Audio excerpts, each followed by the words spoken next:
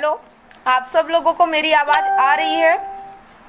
क्या आप मुझे कमेंट करके बता सकते हैं कोई भी कि मेरी आवाज़ आपको आ पा रही है? ठीक है, तो मैं आज मैं सेलिंग में असफलता से सफलता तक कैसे पहुंचा, उसका मैं अभी आगे का पार्ट पढ़ने वाली हूं। आप देख सकते हैं, मैं सेलिंग में असफलता से सफलता तक कैसे पहुंचा। ये किताब ऐसी है, सेल्समैनशिप पर मैंने आज तक जितनी पुस्तकें पढ़ी है उनमें सबसे अधिक प्रेरणादायक और सहायक पुस्तक है, डेल कार्नेगी। तो आप सब ये जो जितने दिन मैं ये सेशन करूंगी, अगर आपने सही तरीके से सुन लिया तो मैं आपको बताना चाहती हूँ कि अगर आपने सही तरीके से इसे समझ लिया और सुन लिया तो आपकी लाइफ पूरी तरह से बदल जाएगी और साथ ही आप सेलिंग में मास्टरी हासिल करेंगे इस किताब के माध्यम से। तो हम सोचते तो बहुत कुछ है करने के लिए, लेकिन टाल देते हैं। लेकिन फेसबुक में हम हमेशा लाइव रहते हैं, तो आप सब इसका लाभ उठाइए। मैं भी इसे पढ़ रही हूँ और आप सब मेरे साथ इसका आनंद ले सकते हैं और अपने जीवन में जो चाहते हैं वो सेलिंग के माध्यम से पा सकते हैं। मतलब कि सेलिंग में आप मास्टरी हासिल कर लेंगे इस किताब को पढ़ने के बाद।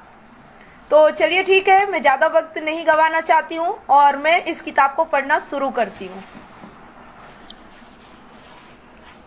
कल हमने पढ़ा था, अखबारों ने मुझे पेप बेडगर का नाम देना शुरू कर दिया, जो टीम की जान था। मैंने अखबार की खबर को जॉर्जटाउन के मैनेजर वर्ट कान को भिजवा दिया। जब उसने पेप बेडगर के बारे में पढ़ा होता, जिसे उसने आलसी होने के कारण 3 सप्ताह पहले अपनी टीम से निकाल दिया था, तो आप कल्पना ही कर सकते हैं कि उसके चेहरे पर कैसे भाव आए होंगे। तो यहाँ तक कल मैंने पढ़ा था।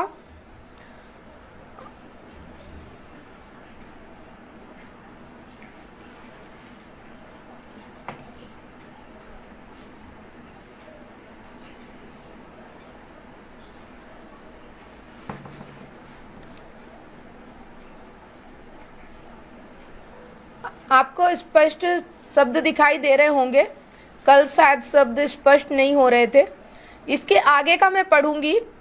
10 दिन के भीतर ही उत्साह ने मुझे $25 प्रति माह से $185 प्रति माह तक पहुंचा दिया। इसने मेरी आमदनी को 700% बढ़ा दिया। मुझे इस बात को दोहराने दे, और किसी चीज ने नहीं, सिर्फ उत्साही होने के अभिनय ने मेरी आमदनी को 10 दिनों में 700% बढ़ा दिया। मेरी तनख्वाह में यह जबरदस्त बढ़ोतरी इसलिए नहीं हुई क्योंकि मैं बॉल को पहले से बेहतर फेंक सकता था या बेहतर तरीके से हिट या कैच कर सकता था, इसलिए भी नहीं क्योंकि मैं अधिक योग्य खिलाड़ी बन गया था। मेरा बेसबॉल का ज्ञान अब भी उतना ही था जितना कि पहले था।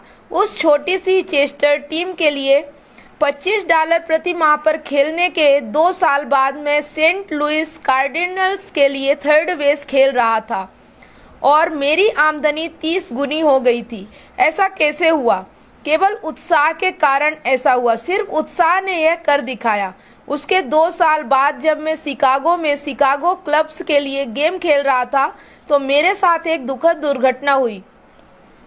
फुल रन के दौरान जब मैं स्विंगिंग बंट ले रहा था तो मैंने विपरीत दिशा में थ्रो करने की कोशिश की। मेरी बाह में कुछ चटकने की आवाज आई। इस दुर्घटना की वजह से मुझे बेसबॉल छोड़नी पड़ी। उस समय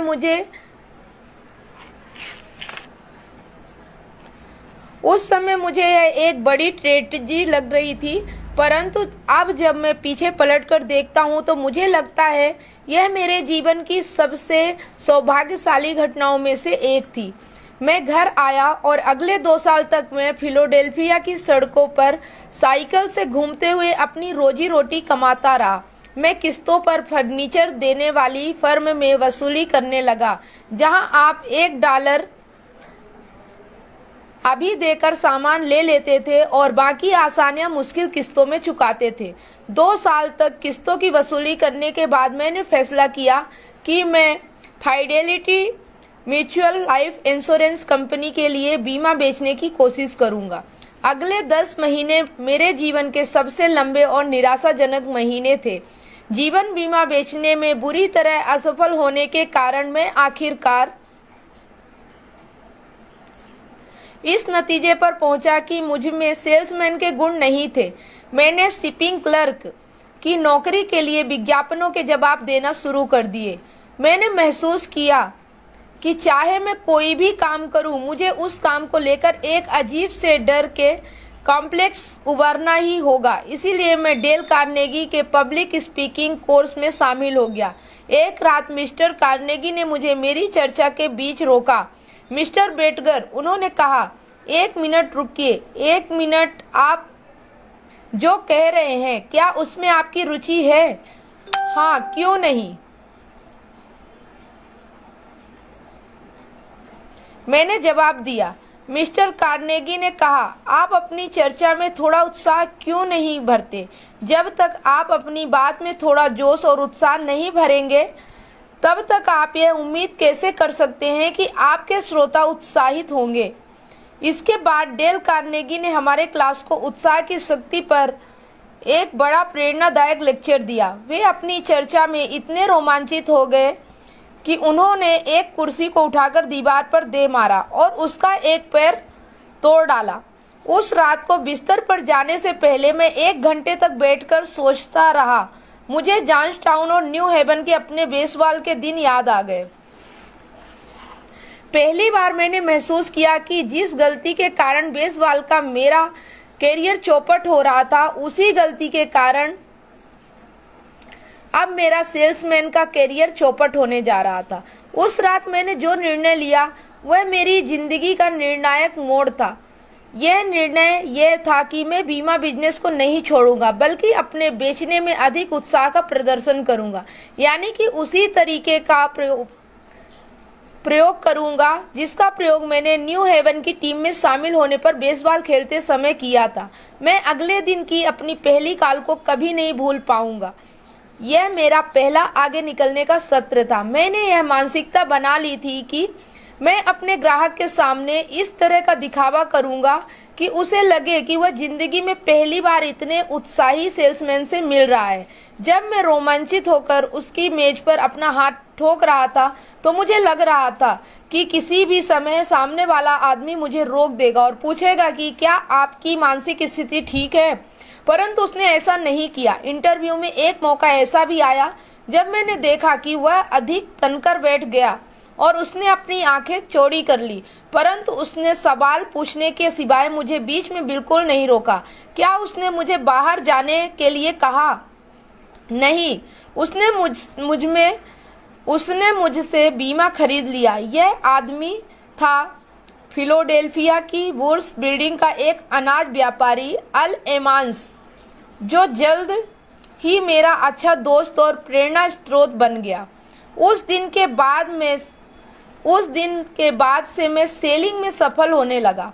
उत्साह के जादू ने मुझे बिजनेस में सफलता दिलाना चालू कर दिया, ठीक उसी तरह जिस तरह इसने मुझे बेसबॉल में सफलता दिलाई थी। मैं आपको ये नहीं जताना चाहता कि उत्साह का मतलब सिर्फ मुट्ठी ठोकना होता है, परंतु अगर मुट्ठी ठोकने से आप उत्साहित होते हैं तो मैं पूरी तरह आपके साथ हूँ। मैं एक बात जानता हूँ, जब मैं खुद को उत्साहित होने का अभिनय करने के लिए विवश करता हूँ तो मैं जल्दी ही उत्साहित अनुभव करने लगता हूँ।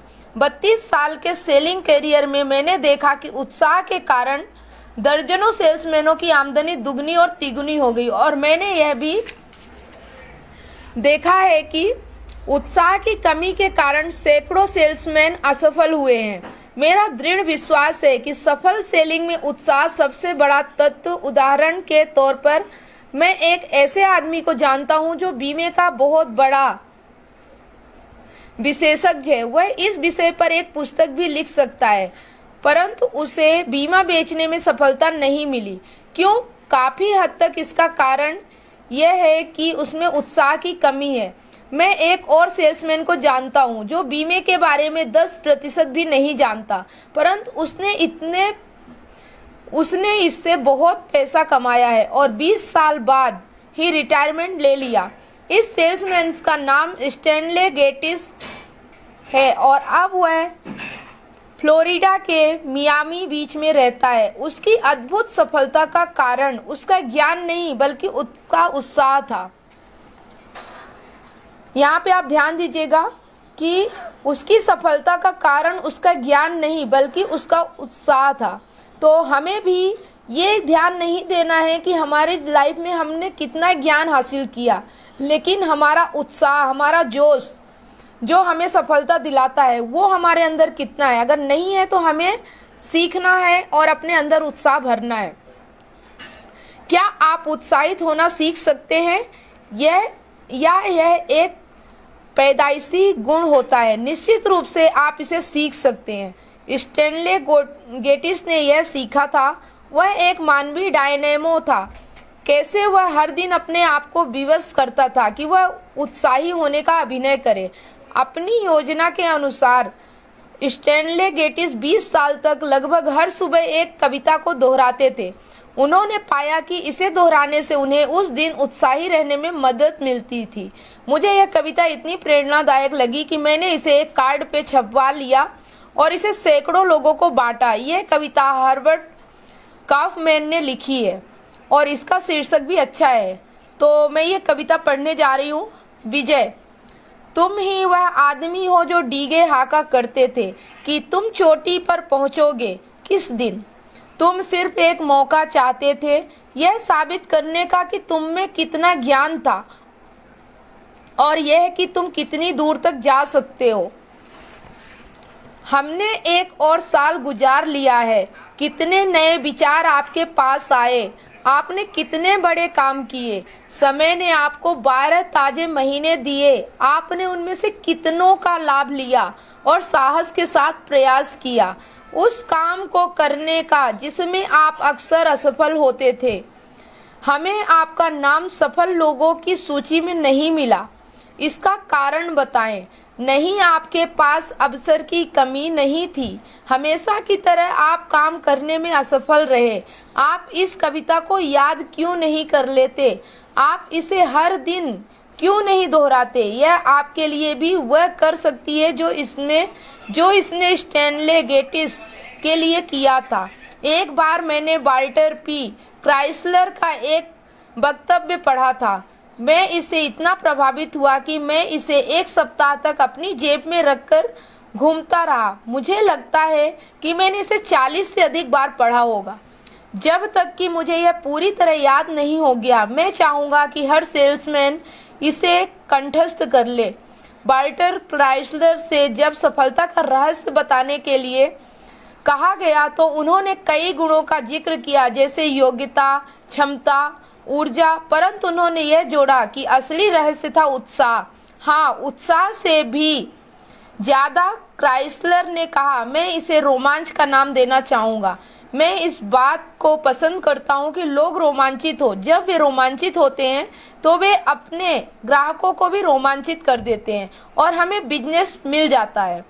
उत्साह दुनिया में सबसे अधिक लाभदायक गुण है, शायद इसीलिए क्योंकि यह सबसे दुर्लभ गुणों में से एक है। परंतु यह भी याद रखिए कि यह सर्वाधिक संक्रामक गुणों में से एक है। अगर आप उत्साही हैं तो इस बात की काफी संभावना है कि आपका श्रोता भी उत्साही होगा, चाहे आप अपने विचारों को खराब तरीके से प्रस्तुत कर रहे हो।